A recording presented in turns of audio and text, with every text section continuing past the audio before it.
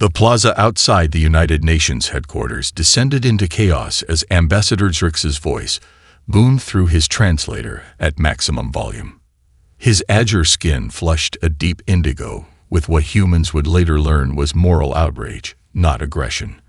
The 7 members of his security detail immediately activated their shimmering containment fields, their compound eyes scanning the crowd for threats. "I demand an immediate explanation." Zrix continued, his 4-fingered hand gesturing wildly toward the elementary school across the street. "Those are juvenile humans being processed through security scanners. They are tagged with identification. They are separated by physical characteristics and age groups." UN Secretary-General Amara Okafor stepped forward, her diplomatic training proving inadequate for this unprecedented situation. "Ambassador Zrix, I assure you there's a misunderstanding. That's PS 118, a public elementary school. Education is a fundamental human right, not a punishment." Mirak, the smaller Vosari cultural attaché, approached cautiously, his translucent exoskeleton reflecting the camera flashes. "Honored Ambassador, perhaps we should gather more information before." "Information." Zrix's mandibles clicked rapidly. "My scanners detected elevated stress hormones in those younglings. They showed signs of boredom, confinement to stress, and submission to authority. On Vosari Prime, this would constitute criminal neglect of developing minds." The human delegation exchanged bewildered glances. Defense Secretary General Wei leaned toward Dr. Elena Reyes, whispering, "Is he serious? He's declaring diplomatic war over public education." Reyes, an anthropologist who specialized in cultural interpretation, watched the aliens with growing fascination. Their biological responses suggest genuine moral outrage. This isn't a negotiation tactic. A school bell rang across the street, and hundreds of children poured onto the playground for recess. Zrix froze mid-tirade, his multifaceted eyes widening as he observed the sudden shift from ordered confinement to apparent freedom. "Temporary exercise period before returning to confinement," he muttered, making notes in a holographic display that emerged from his wrist device. "Clever. Prevents physical deterioration of the specimens while maintaining psychological control." Secretary General Okafor seized the opportunity. "Ambassador, I propose we pause this discussion and arrange a proper cultural exchange. Perhaps you would like to visit the school yourself, with appropriate security measures, of course." Zrix straightened to his full 7-foot height. "The Galactic Confederation does not visit sentient rights violation sites. We inspect them." He turned to his security detail. "Prepare documentation protocols. The Council must see this barbarism." Meanwhile, the global media was having a field day. Headlines flashed across screens worldwide. "Aliens ziehen in die American Education System. Extraterrestrials. Earthseeuls are prisons. First contact TCRIs. Do aliens want to liberate our CHILTURIan?" Social media exploded with memes featuring Zrix's outraged face superimposed over famous school settings. #Alien School Truth began trending globally, with millions of students suddenly finding themselves unlikely allies with an extraterrestrial diplomat. As night fell over New York, emergency meetings convened in capitals worldwide. The Chinese educational minister demanded equal alien inspection of their educational facilities, citing superiority to American methods. The Finnish ambassador quietly offered their top-ranked school system as an alternative example. Education experts worldwide found themselves drafting desperate explanations of human developmental psychology for an alien audience that considered structured learning environments fundamentally unethical. In the Vosari ship hovering above Manhattan, Mirak reviewed Earth broadcasts with growing concern. "Ambassador, the humans appear genuinely confused by our objections.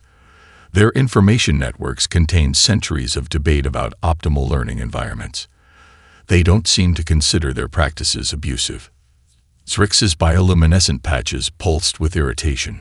Their debate proves they recognize the problem but refuse to solve it.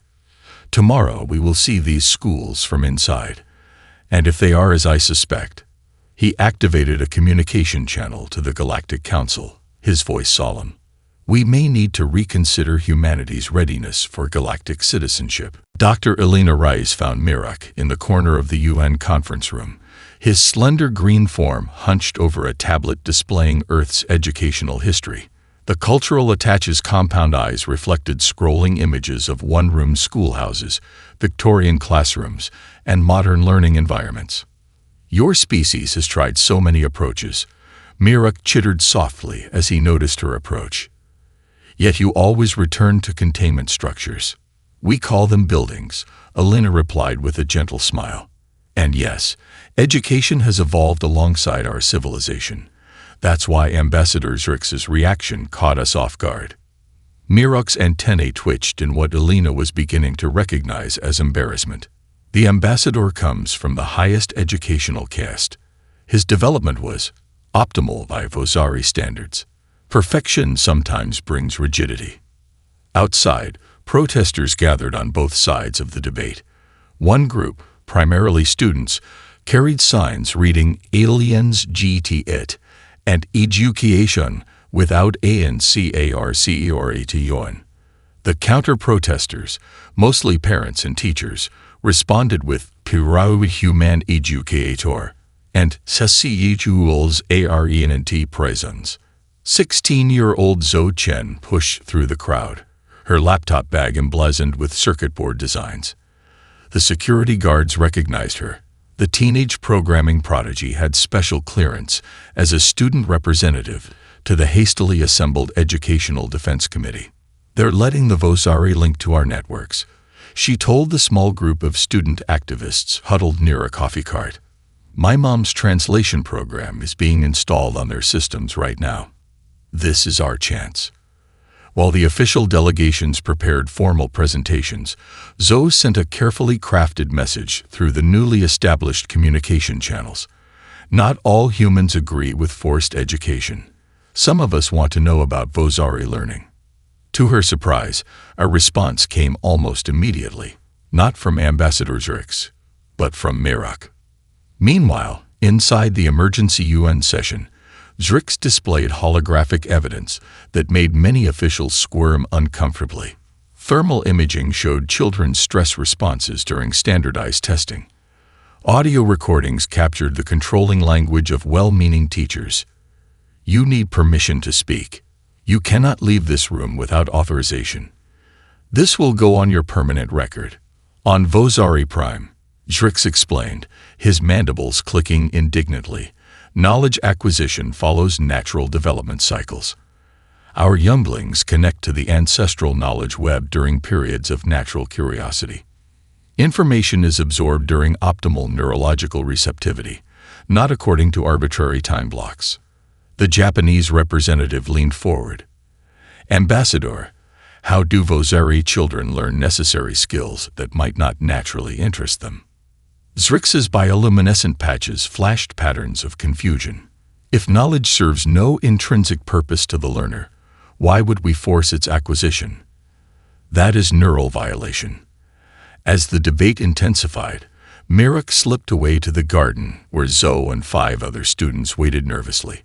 The alien's smaller stature and greenish coloration made him less intimidating than Zrix, but the teenagers still gasped when he appeared. You seek understanding of Vosari education, Mirak stated, not as a question but an observation. Zhou stepped forward. We want to know what freedom to learn feels like. She gestured to her friends. Maya's parents force her to study medicine when she wants art. Jamal's school doesn't teach advanced physics because it's not on the test. Tyler has ADHD, and sitting still for hours is actual torture for him. Mirak's compound eyes reflected each teenager as he processed this information. Fascinating. Your development appears unnecessarily constrained by external priorities rather than individual neural architecture. His head tilted curiously.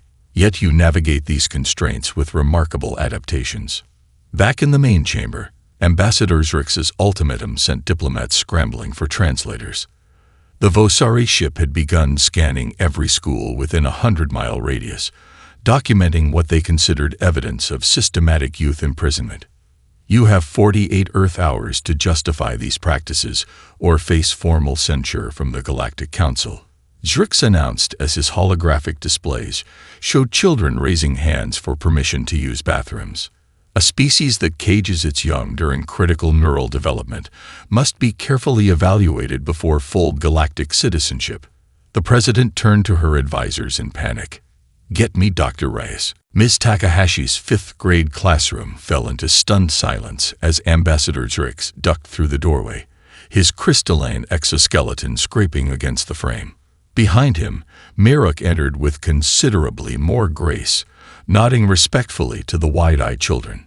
Dr. Rice followed with her daughter Sophia, who seemed remarkably unfazed by the extraterrestrial visitors. "Class," Ms. Takahashi said with admirable composure, "we have special guests today.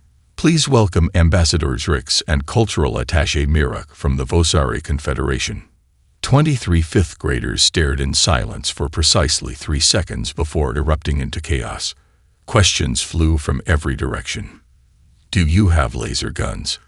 How many hearts do you have? Can I touch your antenna things? Is your spaceship faster than light? Do aliens have homework? Zrix's multifaceted eyes dilated in alarm at the barrage. His translator struggled to process the overlapping voices until Ms. Takahashi clapped her hands twice in a practiced rhythm. The children immediately quieted and returned to their seats.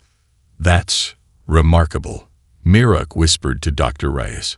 "Sound-based control programming. It's a classroom management technique," she explained.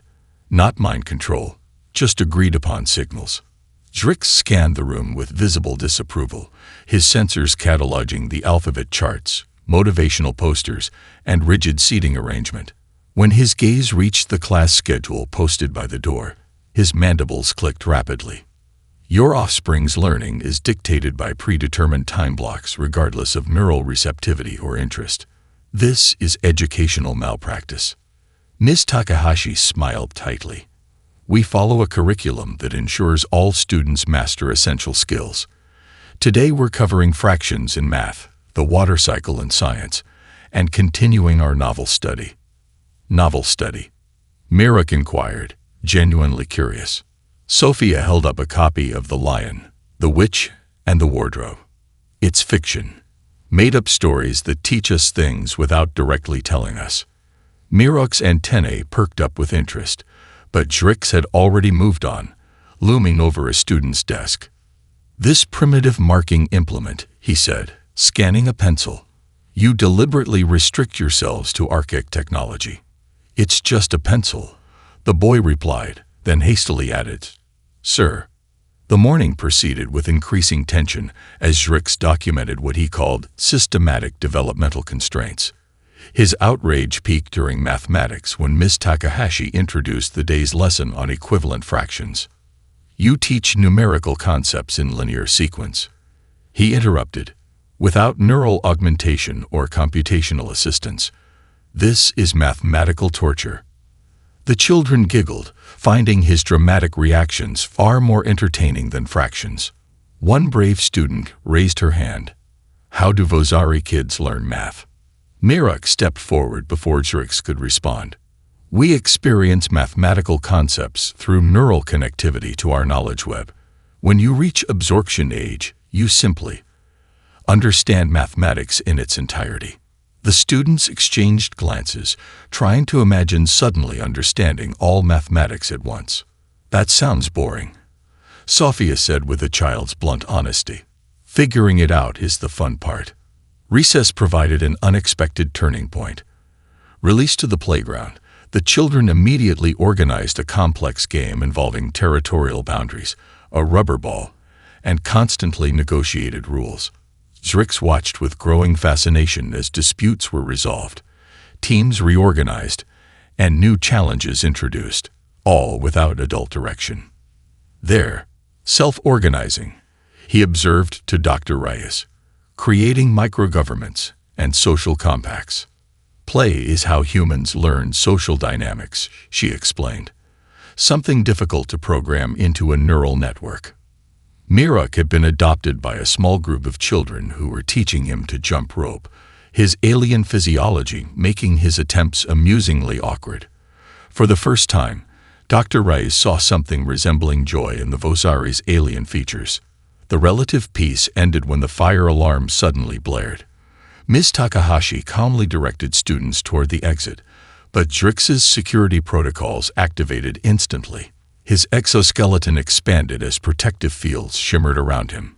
Before anyone could explain, he had encased 3 nearby children in protective bubbles and blasted a water fountain to fragments, mistaking it for the source of the alarm. "Stand down, Ambassador," Dr. Rice shouted over the noise. "It's just a drill, a practice for emergencies." Zrix froze, his combat systems still humming. "You deliberately trigger false danger responses in younglings for practice." As the children were released from their protective bubbles, they weren't frightened but thrilled. "That was awesome," declared one boy, his friends nodding enthusiastically. "Can you bubble me next?" Inside the alien learning dome, 10-year-old Marcus Jones reached toward a floating model of the solar system. As his fingers approached Jupiter, the gas giant expanded, its atmosphere peeling away to reveal layer after layer of swirling gases and dynamic weather systems.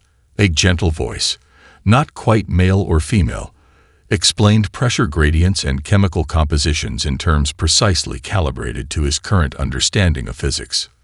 "This is so much better than our boring textbooks," he whispered to his friend Aisha, who was currently dissecting a holographic frog that reassembled itself after each exploration, allowing infinite opportunities to study amphibian anatomy without ethical concerns.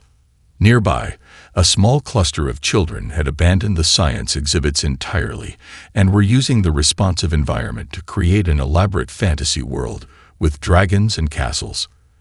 The Vosari instructors seemed puzzled but made no attempt to redirect them toward educational content. Outside the dome, parents pressed against observation panels, their expressions a mixture of wonder and unease. "They're learning so much, so quickly," murmured one mother, watching her daughter absorb information about cellular biology that wouldn't normally be taught until high school. "But where are the assessments?" countered a father with a frown. "How do we know what they're retaining? What standards are being met?" Dr. Rice documented these reactions while simultaneously monitoring the parallel experiment happening in the adjacent human facility. There, Mirok and 3 junior Vosari education specialists attempted to engage with traditional human teaching methods. The results were mixed. "But why must I raise an appendage to contribute knowledge?" Mirok chittered during a history discussion. "If I possess relevant information, efficiency dictates immediate sharing." The human instructor sighed. "Because 28 simultaneous voices create chaos, not conversation." "Inefficient," Mirok countered, but reluctantly raised his slender arm the next time he wished to speak. More concerning was the Vosari reaction to standardized testing. When presented with a multiple-choice science assessment, the youngest Vosari turned a distressed shade of pale green. "You deliberately withhold correct information while presenting incorrect options," she asked, her translator barely capturing her agitation. "This is knowledge sabotage." By the experiment's 3rd day, unexpected patterns emerged. A team of psychologists noted that children in the Vosari program were absorbing facts at remarkable speeds, but showed troubling behaviors when facing challenges. When a holographic puzzle became too difficult, many simply abandoned it to find easier content. "There's always something more interesting around the corner," explained 12-year-old Zhou Chen. "Why stick with boring stuff?" Meanwhile, the Vosari observers were documenting their own surprising discovery. Human students instinctively formed collaborative problem-solving groups when faced with difficult tasks. When a particularly challenging engineering project was assigned, the human students immediately established specialized roles, delegating according to individual strengths. "Fascinating adaptation to information scarcity," noted the senior Vosari educator. "When knowledge acquisition is difficult, they optimize through collective intelligence." The most unexpected development came during the unstructured periods between formal sessions. Human children began sneaking into the Vosari Dome to experience the immersive technology, while several young Vosari had become oddly fascinated with the human classroom's art supplies, particularly finger painting, which their species' tactile sensitivity made intensely stimulating. "The aliens have better stuff," explained one human child when caught crossing boundaries, "but nobody to share it with. It gets lonely." Ambassador Zrix observed these unauthorized exchanges with increasing bewilderment. During a private communication with the Galactic Council, his usual certainty seemed to waver. "The situation is more complex than initially assessed," he admitted reluctantly. "Human educational practices appear counterproductive and restrictive, yet produce unexpected social adaptations. Further study is warranted before final judgment." As the official exchange period reached its midpoint, Dr. Reyes noticed something remarkable. Both human and Vosari educators had begun quietly adopting elements from each other's approaches. A human teacher introduced a responsive learning algorithm into her mathematics instruction, while a Vosari specialist organized his first small group discussion, awkwardly attempting to facilitate rather than simply provide information. Perhaps most telling was what happened when Sophia Reyes offered to teach a young Vosari how to play hopscotch during break time. The simple playground game required taking turns, following arbitrary rules, and accepting temporary failure, concepts entirely foreign to Vosari educational philosophy, yet embraced with surprising enthusiasm by the alien child. The transformed UN General Assembly Hall hummed with technologies beyond human comprehension. The Galactic Council representatives had arrived in vessels that defied Earth's understanding of physics, ships that seemed to fold space rather than travel through it. Council Arbiter Tythaline, a crystalline entity whose form shimmered between solid and gas states, presided from a hovering platform. When they spoke, their voice resonated at multiple frequencies simultaneously, requiring specialized translation devices. "The question before this council is unprecedented," Tythaline began. "Never before has a pre-interstellar civilization's educational methodology been formally reviewed." Dr. Reyes observed the 12 council species with anthropological fascination.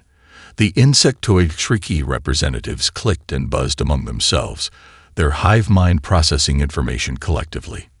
Beside them, the Mu aggregation existed as a swirling colony of microscopic organisms that formed temporary appendages to manipulate their equipment. "Ambassador Zrix," Tythaline continued, "you have formally charged the human species with ethical violations in juvenile development. The evidence phase will now commence." The testimonies had been proceeding for hours, with Earth's most distinguished educators attempting to explain concepts like child development stages, progressive learning, and social education to beings whose consciousness worked in fundamentally different ways. The council appeared particularly confused by the concept of grades and age-based advancement. "You segregate by physical maturation rather than knowledge acquisition," asked the Phryxian delegate, its crystalline form refracting light in patterns of confusion. Inefficient at best, discriminatory at worst. The human delegation appeared increasingly discouraged until an unexpected witness took the stand. 17-year-old Tyler Rodriguez approached the testimony platform. His ADHD medication deliberately skipped for this appearance.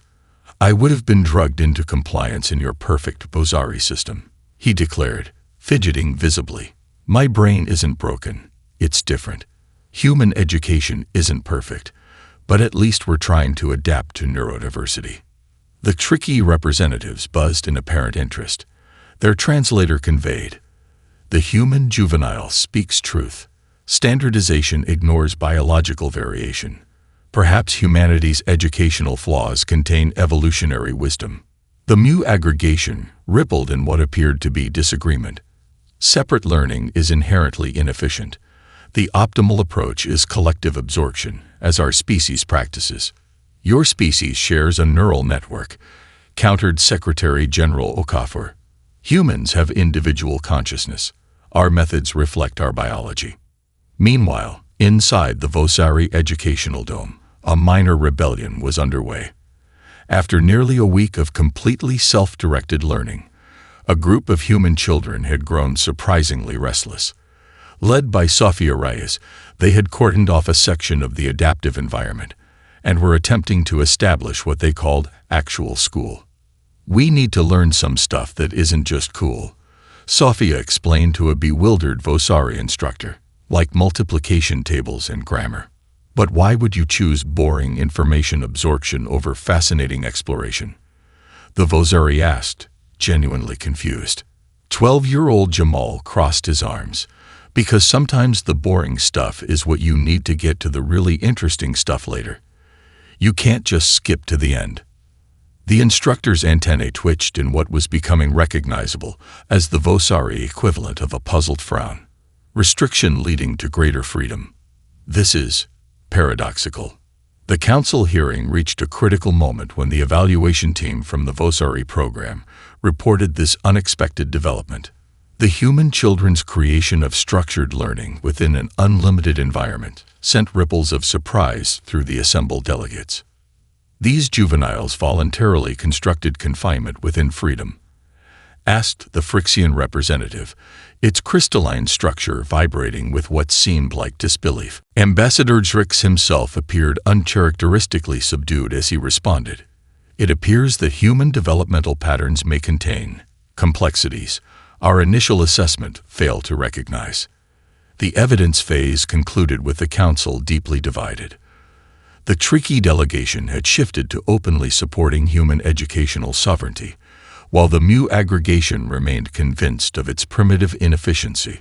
Other species fell along a spectrum between these positions, with several abstaining from judgment entirely, declaring human cognitive processes too alien to evaluate fairly.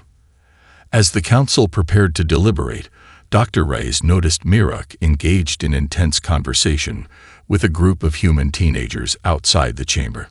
The cultural attache's normally rigid posture had relaxed considerably over the past week, and he appeared to be genuinely enjoying the exchange of ideas. Perhaps, Dr. Reyes thought, watching this unlikely friendship blossom, education is working exactly as it should. The council chamber fell silent as Marcus Jones stepped forward. The 12-year-old adjusted his glasses nervously but walked with determination to the testimony platform. Behind him stood a surprisingly diverse coalition of students, athletes and academics, extroverts and introverts, children from public schools and private institutions, united despite their differences. "I've prepared a presentation," Marcus said, his voice steadier than anyone expected.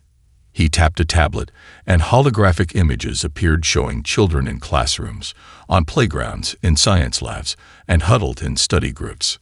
"School can suck sometimes," he began, causing diplomatic translators to frantically recalibrate their formality settings. "There are tests I hate and rules that seem dumb. But it's also where I met my best friends. It's where I learned I could solve problems I thought were impossible." The tricky delegates buzzed appreciatively, their compound eyes reflecting the holographic images. "In Vosari education, everything comes easy," Marcus continued. "That's cool for a while. But then what? When do you learn to try hard things? When do you learn to help someone who's struggling with something you understand?" Ambassador Zrix's mandibles clicked in what might have been discomfort or contemplation. Aisha Patel, a high school junior wearing a hijab, stepped forward next. "In my family's culture, education has been precious for generations. My grandmother wasn't allowed to go to school. Yes, our system needs improvement, but taking away structured learning altogether would be throwing away centuries of progress." She gestured to the diverse group behind her. "We practice being human together in school. We learn from our similarities and differences. We learn to resolve conflicts when we disagree. Those aren't just academic lessons. They're life skills." The council chamber hummed with untranslatable discussion. The Mu aggregation swirled in patterns indicating deep analysis, while the crystalline Phyrexians refracted light in what observers were beginning to recognize as their form of emotional response. Then, unprecedented in council protocol, A small Vosari juvenile detached from the delegation's observation area. Its exoskeleton still translucent with youth, the young alien moved hesitantly toward the human students. "I request speaking permissions," it said in carefully practiced English. Xythaline's crystalline form shimmered with surprise. "Granted, young one." The council recognizes the Vosari juvenile. "Our education brings knowledge perfection," the young Vosari began, its voice modulator struggling with the unfamiliar language. "Information flows without obstacles, but we never experience." It paused, searching for the right word. "Together victory feeling, when all solve what one cannot." Ambassador Zrix stood motionless, his compound eyes fixed on the juvenile in apparent shock. Behind the first young Vosari, 5 more juveniles moved forward in silent support. "We observe human learning games," continued the juvenile. "They struggle together, fail together, succeed together." It turned its compound eyes toward the human children. "What is friendship? This concept requires practice, yes." The council chamber erupted in a cacophony of translator-mediated exclamations. Several species began communicating simultaneously, creating a symphony of clicks, buzzes, crystalline resonances, and modulated tones. Dr. Rice watched in amazement as Zrix's rigid posture seemed to physically crumble. The ambassador's normal indigo coloration shifted to a softer blue hue that she had never observed before. Most surprising was what happened next. Sophia stepped forward from the human group and approached the young Vosari. Without hesitation or fear, she extended her hand in a gesture of friendship. "I could teach you," she offered simply. The Vosari juvenile extended a slender appendage, mimicking the human gesture with careful precision. Their species' anatomy wasn't designed for handshakes, making the attempt awkward but unmistakably meaningful. Dr. Reyes noticed something extraordinary as this unexpected connection formed between species. Tears in the eyes of alien beings she wouldn't have thought capable of crying. Even Xythaline's crystalline form seemed to soften around its edges, refracting light in gentler patterns. Ambassador Zrix remained frozen, his worldview visibly shattering and reforming. When he finally spoke, his usually authoritative voice emerged barely above a whisper. "The council will note that I—" He paused, mandibles clicking in what humans were beginning to recognize as emotional processing, "may have assessed the situation with insufficient perspective." Mirak, standing at Dr. Reyes' side, leaned closer. "In 20 stellar cycles of diplomatic service, I have never witnessed an ambassador retract a formal position," he whispered. "This is unprecedented." The young Vosari looked back at its elders, then turned again to Sophia with a tilted head. "Can humans teach Vosari about friendship now? Or must we wait for council verdict?" Sophia smiled.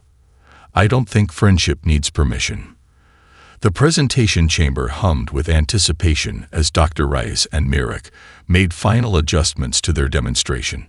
They had worked through 3 Earth nights to prepare, fueled by stimulants from both planets and the shared conviction that they were creating something revolutionary. "Ready?" Dr. Rice asked, smoothing her rumpled blazer.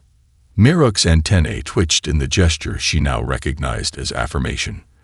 The simulations are calibrated to multiple species' neural patterns. Even the mu aggregation should comprehend the experiential components. Their hybrid educational model materialized in the center of the chamber, part hologram, part physical construction. Children of different species appeared in the simulation, navigating learning environments that shifted between structure and freedom, individual exploration and collective problem-solving. Education throughout the galaxy has evolved along species-specific pathways. Dr. Rice began, addressing the council. The Vosari perfected neural knowledge transfer. Humans developed social learning communities. The Kriki created hive-mind information sharing, each approach optimized for specific evolutionary needs. Mirak stepped forward, his appendages manipulating living diagrams. The fundamental error in our assessment of human education was applying Vosari developmental standards to a non-Vosari species. Diversity of thought requires diversity in how that thought develops.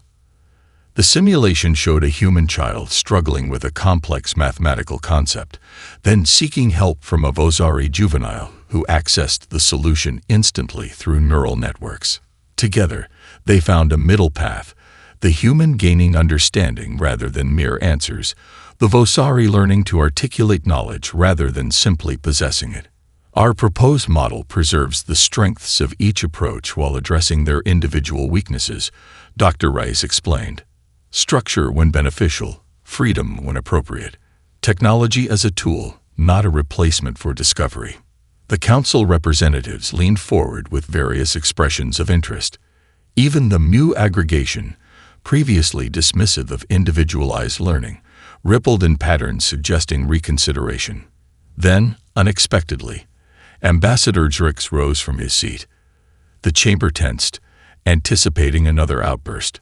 Instead, the Vosari diplomat moved slowly toward the presentation platform, his usual imperious manner replaced by something more contemplative. "I request speaking permission," he said, using the formal protocol he had previously ignored. Thithaline's crystalline form shimmered. "Granted, Ambassador." Drix stood before the assembled council, his mandibles uncharacteristically still. When he spoke, his voice modulator was set to a lower volume than anyone had heard him use before. "I received the perfect education by Vosari standards." He began, lowering his head crests in a gesture that shocked the Vosari delegation. "From emergence, my neural pathways were optimized for diplomatic function. I contain all knowledge deemed necessary for interspecies communication and negotiation." He paused, his compound eyes scanning the chamber. "Yet I catastrophically misunderstood my first contact with humans. Despite perfect knowledge, I lacked something essential." His voice modulator actually broke with emotion. "Perhaps perfect knowledge without challenged growth creates perfect fools." The chamber erupted in a cacophony of reaction sounds spanning the audible spectrum and beyond. The mu aggregation glowed with consensus patterns, while the crystalline frictions resonated harmonics that humans couldn't hear but could feel vibrating through the floor. "I have observed human younglings these past days," Drix continued when the chamber quieted. "They fail repeatedly. They experience frustration. They waste time on inefficient learning paths." His mandibles clicked thoughtfully. "Yet they display remarkable adaptability, creativity in constraint, and collaborative problem-solving capabilities that our specialized education cannot replicate." He turned toward the human delegation. "I withdraw my complaint against Earth's educational practices, with one condition." His compound eyes focused on Dr. Rice and Miruk. "That this synthesis project continues, with full Vosari support and participation." Dr. Rice felt tears forming in her eyes. Part exhaustion, part relief, part unexpected hope. Beside her, Miruk's exoskeleton had taken on a vibrant green hue that she recognized as his species' expression of pride. Council Arbiter Thithaline's crystalline form shimmered with what appeared to be satisfaction. "The Council recognizes this unprecedented resolution. Ambassador Drix's condition is noted and approved." Their multitonal voice resonated throughout the chamber. "Let it be recorded that this conflict has transformed into cooperation, proving once again that understanding is the true foundation of galactic community." As the formal proceedings concluded, Dr. Rice watched Sophia demonstrating a simple hand-clapping game to a group of fascinated young Vosari, whose attempts to replicate the patterns with their alien appendages resulted in fits of laughter from both species. "They're learning," Miruk observed quietly. "Yes," Dr. Rice agreed, "but not just the game." 6 months later, the intergalactic school gleamed against the backdrop of Earth's blue curve. The structure resembled neither human architecture nor alien design, but something genuinely new, a physical manifestation of the synthesis philosophy it represented. Inside the central atrium, Dr. Rice watched as students from 12 species navigated between structured classrooms and open exploration spaces. The boundaries between these areas remain deliberately permeable, allowing movement based on learning needs rather than rigid schedules. The Phyrexian delegation arrives in 20 minutes, Mirok reminded her, his exoskeleton now decorated with the formal markings of interspecies educational liaison. They're considering sending 15 more juveniles next term. Dr. Reyes nodded, mentally reviewing her presentation while observing a fascinating cultural exchange nearby. Sophia was patiently guiding a gelatinous Mew child through the process of holding a pencil in its pseudopod. The simple act had taken on unexpected significance in interspecies relations. Why use such primitive marking technology? Asked a visiting Phyrexian education minister, their crystalline form refracting light in patterns of confusion. Sometimes the oldest technologies teach the most important lessons, Dr. Rice explained. The resistance of the paper, the permanence of the mark. These physical experiences connect learning to the body in ways neural interfaces cannot. In the quantum computing lab, teenagers of 6 species huddled around a holographic projection, debating algorithm efficiency in a mixture of languages. A human girl named Zhou Chen argued passionately with a Vosari juvenile about pathway optimization, neither deferring to the other's perspective, but working toward a solution that incorporated both approaches. Their collaboration metrics exceed all projections, Mirok noted, scrolling through performance data. Particularly interesting is how they distribute cognitive tasks according to species-specific strengths without hierarchical organization. Down a gently curving corridor, the school's most experimental classroom was in session. Here, a human teacher named Mr. Okonkwo co-facilitated with a Phyrexian knowledge keeper, their lesson weaving between traditional discussion and immersive experience as they explored interspecies ethics. Consider this scenario, Mr. Okonkwo proposed. Your species requires absolute silence for mental health, while another species communicates through constant sound. How do you design a shared environment? Students proposed solutions reflecting their biological perspectives until a young Bozeri raised an appendage, a deliberately adopted human gesture that had spread throughout the school. Perhaps both needs are valid, even if incompatible, the juvenile suggested. Perhaps accommodation, rather than compromise, is needed. Separate spaces with connecting interfaces. Ambassador Drix, now serving as Vosari educational liaison, observed from the doorway, his compound eyes focusing on this particular student with what humans had learned to recognize as pride. Once regarded as the most inflexible of diplomats, Drix had become the Vosari Confederation's most vocal advocate for educational reform.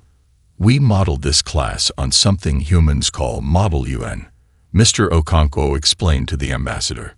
Students represent perspectives not their own to develop empathetic reasoning. Drix's mandibles clicked thoughtfully. On Vosari Prime, we would have considered such role-play inefficient compared to neural information transfer. Now I wonder if understanding truly comes from information at all.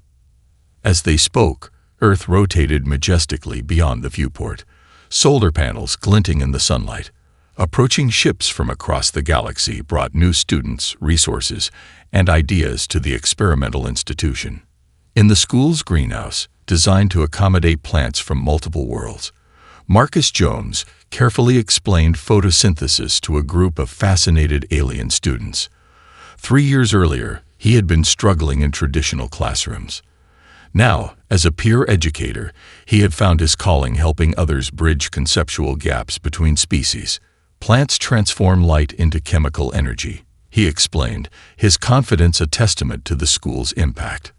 But they do it differently on each world, adapting to their star's specific wavelengths. Dr. Reyes smiled as she passed, recognizing the metaphor whether Marcus intended it or not. Every species adapted to its own evolutionary light, developing unique ways of learning and growing. In his private moments, Drix still occasionally felt pangs of his former certainty. The Vosari way had been so clear, so optimized, so perfect in its design. Yet as he watched a human child confidently disagree with a Vosari juvenile, both of them revising their perspectives through respectful debate, He recognized something his perfect education had never taught him: the value of productive imperfection. Perhaps he reflected as students of 12 species moved through their day.